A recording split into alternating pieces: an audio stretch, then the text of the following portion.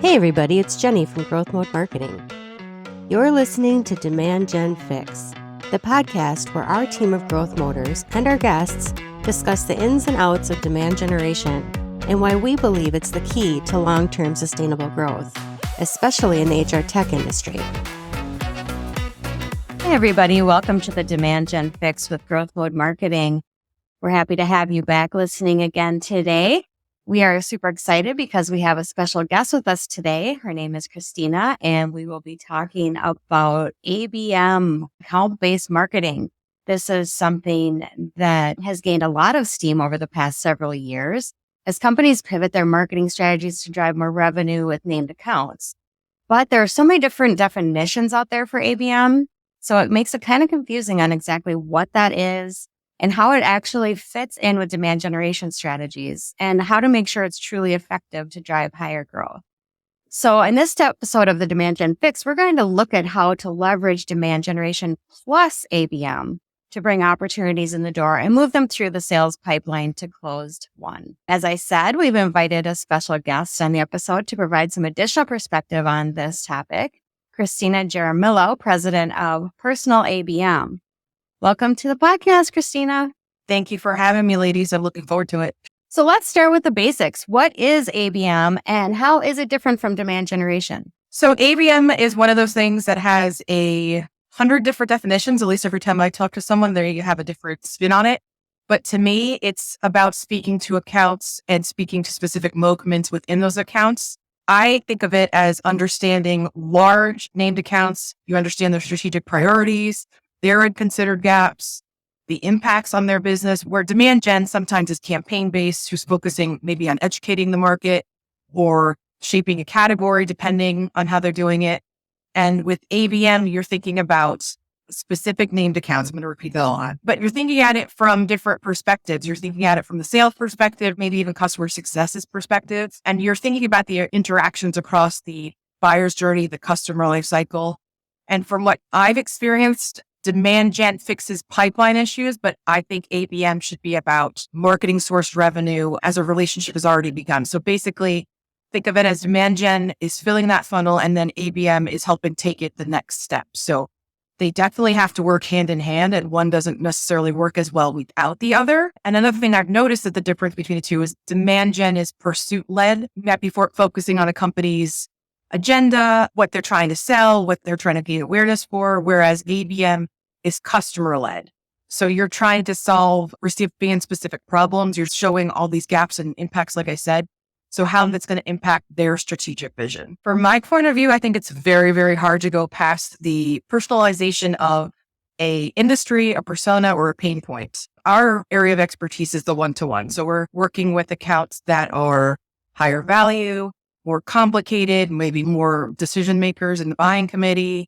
And typically the value of the accounts that we're working at, they're potentially 6 to 7 figures. So that's why we focus on the one-to-one. The insights that we can gain out from the one-to-one, you can apply to the one-to-few and one-to-many and even your demand gen campaigns, because you're going to get more relevant and it's going to resonate better after you trial and error kind of with the one-to-one approach. That totally makes sense. So how can you tell the difference between a demand generation motion and an ABM motion? So demand gen to me is you're talking about the organization. You're maybe creating that category. You're getting your message as front of as many people as possible. You're getting awareness. So when they are in market, they might buy or they know about you. You're top of mind to them. It's about talking to your audience versus actually with ABM, you're getting a little bit more relevant. So you're more focused on what's going on in the organization and how your solution or product or services can fit into their organization as a target account.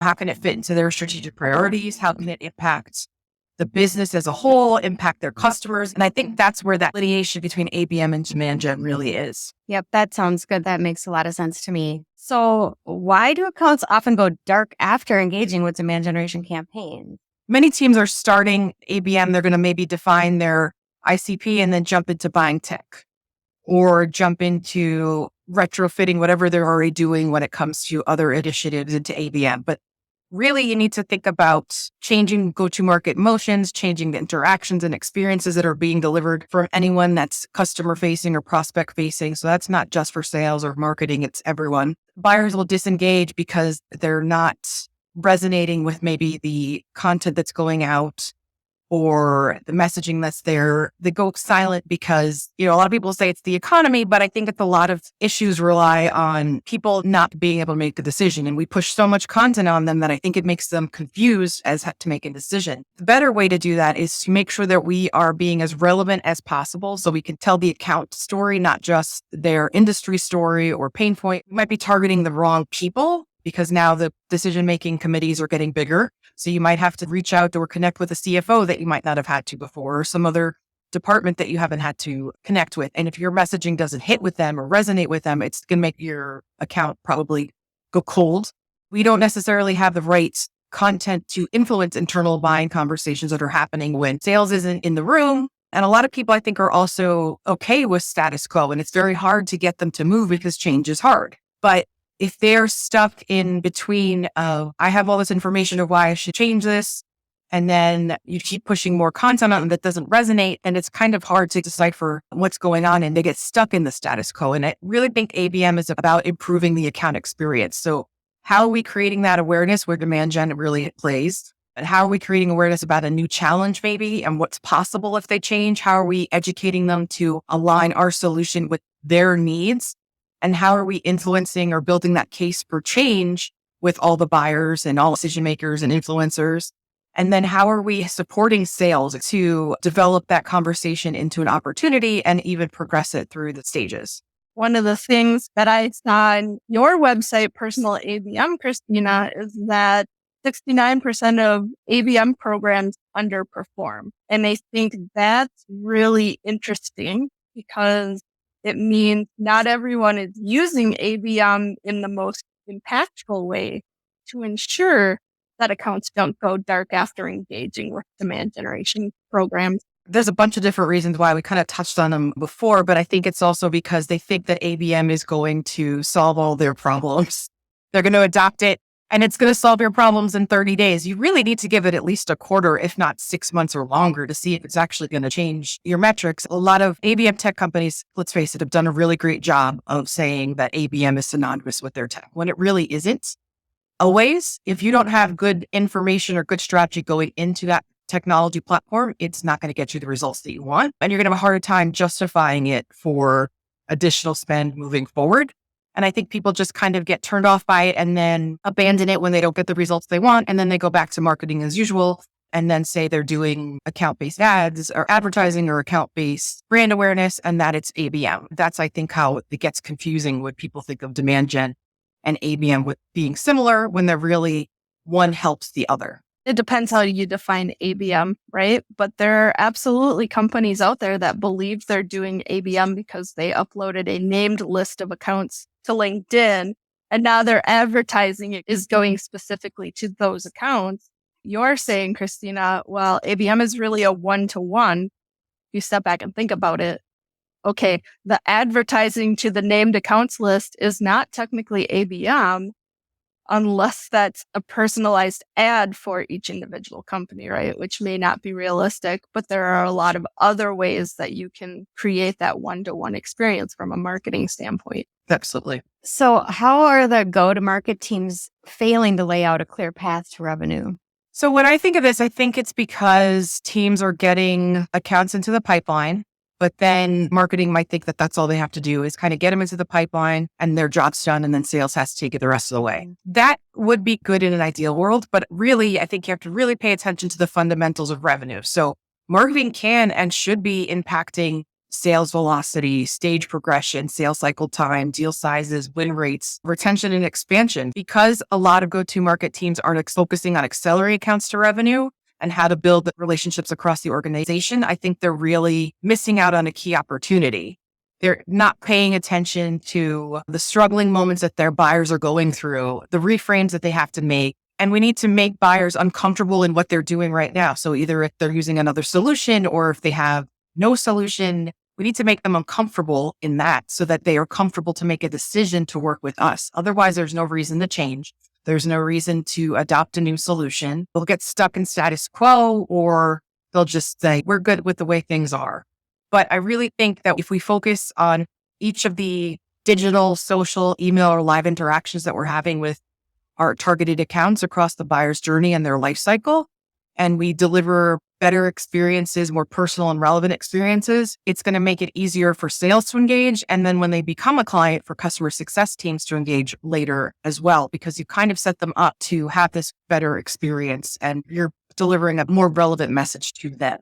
I think it's also important for go-to-market teams to recognize that the buying process is complex and it's not typically going to be a straightforward linear decision within companies, especially if you're selling an enterprise level software in the HR tech space or any other technology industry where it's a very big purchase for the organization, right? And that means lots of people are involved in the evaluation decision.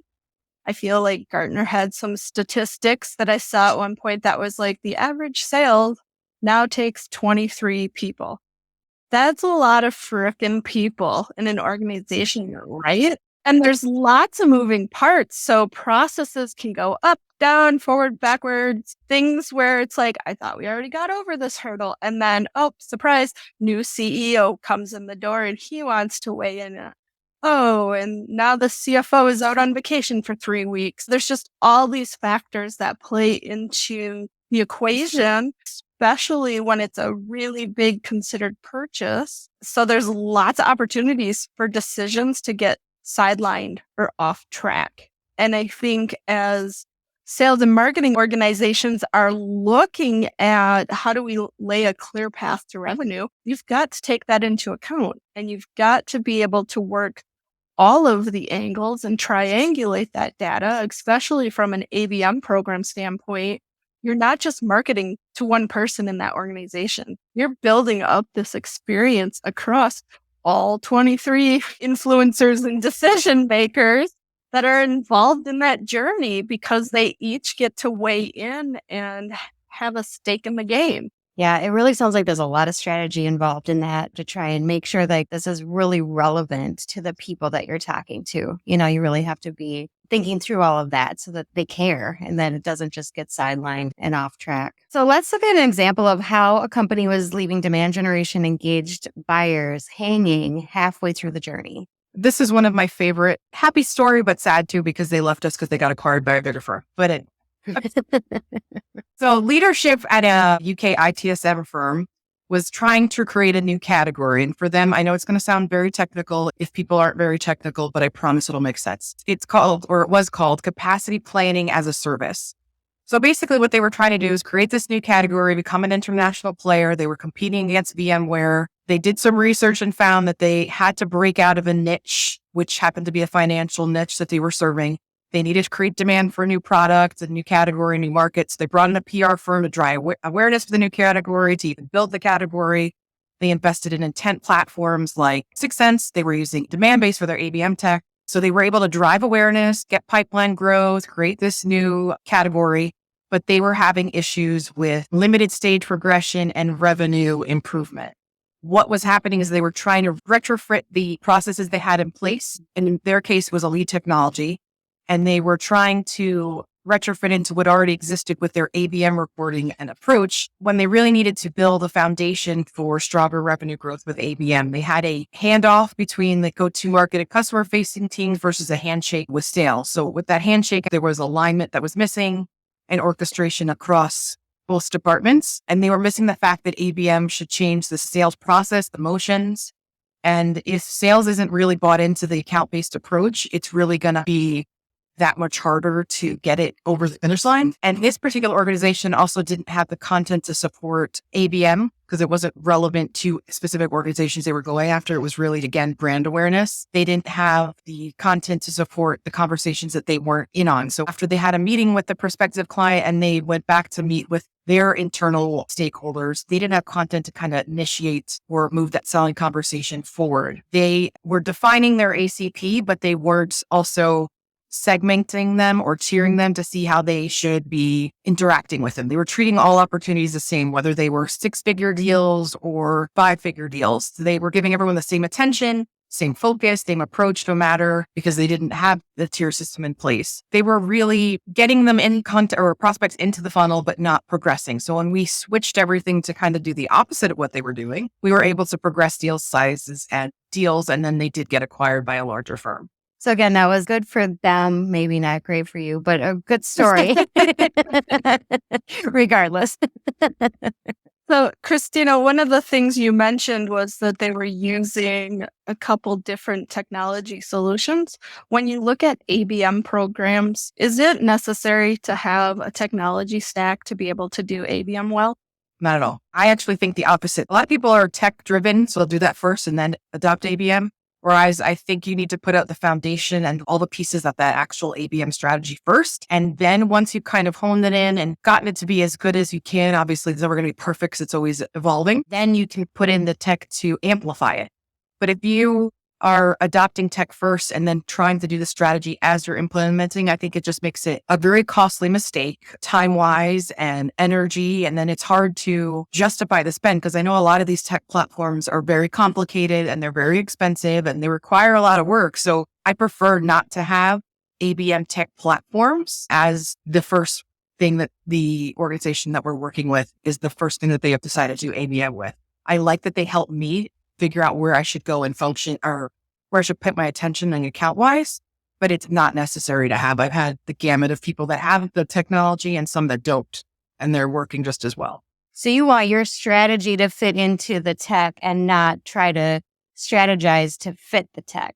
That's a really great point because we see it too on the demand generation side where they will come in and they will be like, so I have this intent data platform and I have this marketing automation and I have this video analytics platform. And they'll name off like 57 things. And it's like, how are you using them? Well, and it's like you are spending a ton of money and you have no strategy behind how to get the most out of those tools.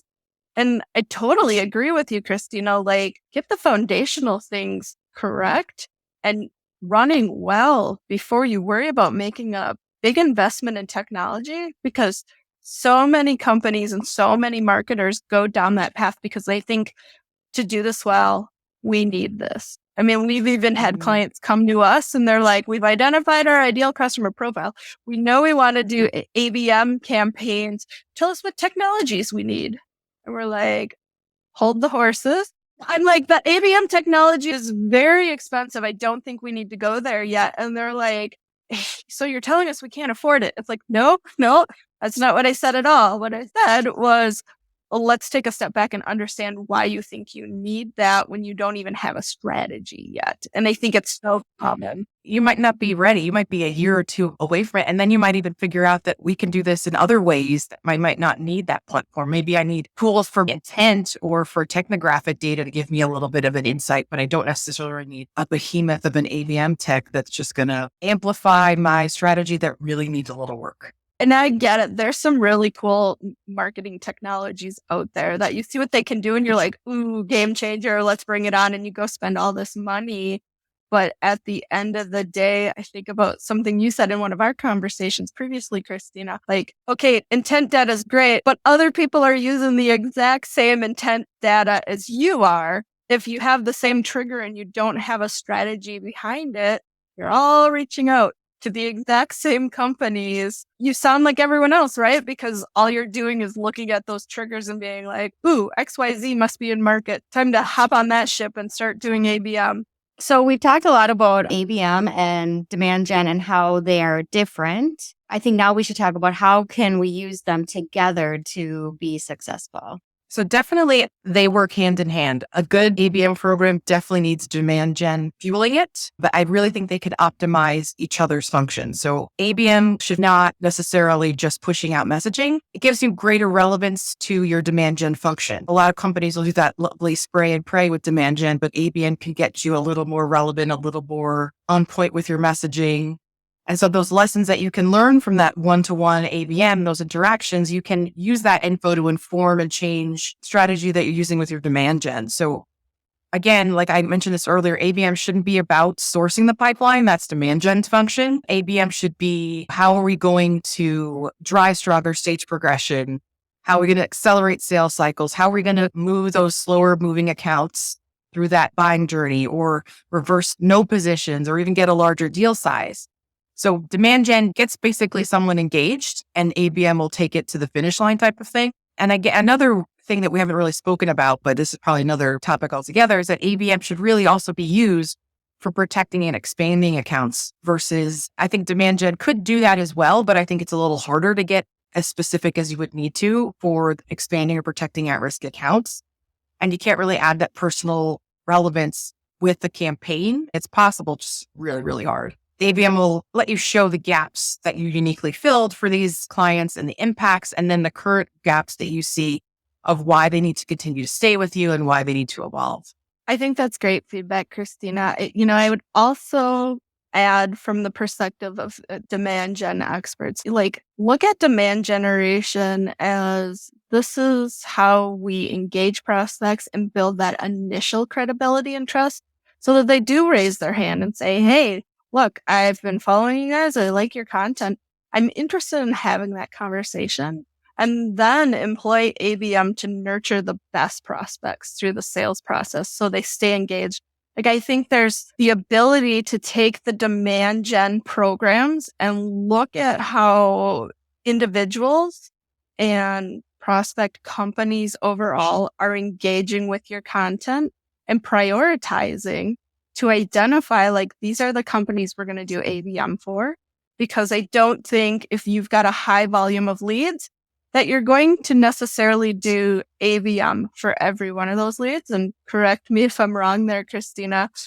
You're totally right. And it depends on what kind of ABM you wanted to do. The one-to-one that we do at Personal ABM is only for certain kinds of businesses. But depending what you're selling, the one-to-few and one-to-many might be better for you. So you might be able to do it that way. But if you start with the one-on-one, like your best customers, your highest value, your most loyal customers, the ones that have expanded with you and grown with you, you can kind of identify those similar traits and then use them to pull out the accounts you want to do one-to-one on that have engaged with the demand gen campaigns, have raised their hand and said that they're ready to talk, have been made well aware of your organization with the use of demand gen.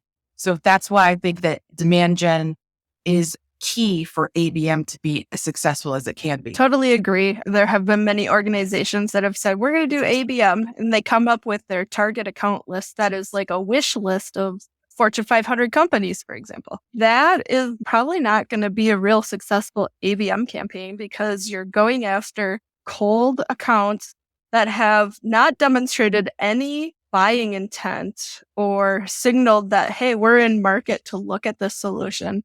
And now you're going to go and sell them your HR technology or whatever you're selling that costs a minimum of $500,000 per year and think that you're going to convince them, I can't live without this product. I'm going to buy in the next 2 months. Unfortunately, it doesn't work that way. But if you prioritize leads based on the activities that they're doing within your demand generation programs, and you combine with potential intent triggers from intent data, and you just kind of look at the big picture holistically, the goal is to identify the prospects that have the highest likelihood of closing, right?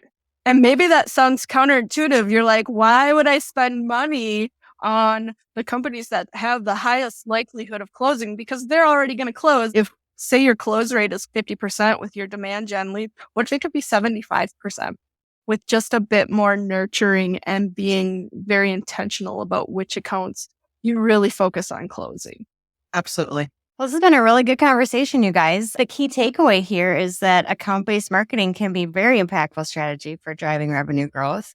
If it's done well, if you align your demand generation program with your ABM campaigns, selecting the right accounts and getting personal with your marketing, you'll drive more deals to close one. And Kristina, thank you so much for sharing your ABM experience with us today. Thank you for having me. That was a great conversation. Yeah, Kristina, can you tell us where our listeners can find you? Oh, I'm always on LinkedIn. But please, if you're going to invite me to connect, make it a relevant message so that I know why I should connect with you. But also personalabm.com is a great resource. There's tons of ungated free information from our podcast and case studies. So check that out. Thanks for listening to the Demand Gen Fix. Thanks for joining us on the Demand Gen Fix, a podcast for HR tech workers, brought to you by GrowthMode Marketing. We sure hope you enjoyed it.